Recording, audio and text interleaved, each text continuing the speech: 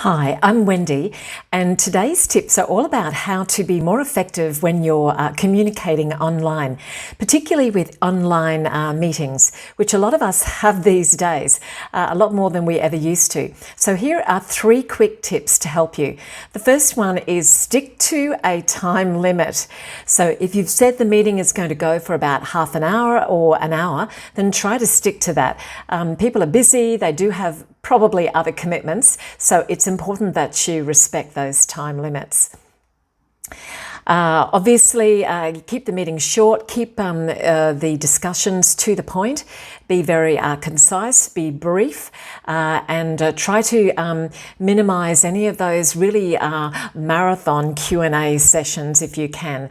If you think that it's going to go a little bit over, then try to let people know that beforehand.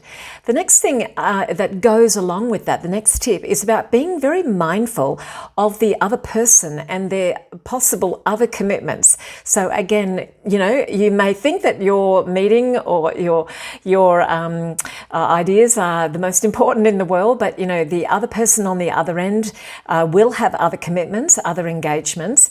They may, especially if you're conducting the meeting at their place, at their home, rather than their place of work, then you should assume that the person has other multiple demands and commitments, and to be very careful about the time that you spend.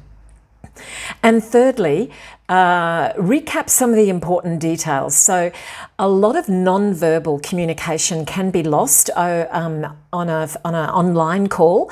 So it's very important that you go over, recap, summarize the important details that you've said.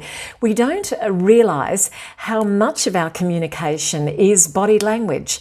And even though we may be able to see the person if we're doing, say, a Zoom meeting, still quite a bit of that non-verbal is lost. So I think it's a good idea if you can summarize, clarify, repeat, go over things.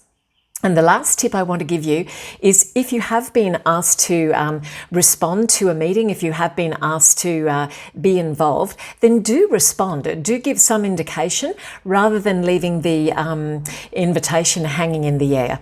Okay, I hope those 4 tips helped you the next time you are on an online meeting and you need to communicate with other people when it's not face-to-face. Good luck.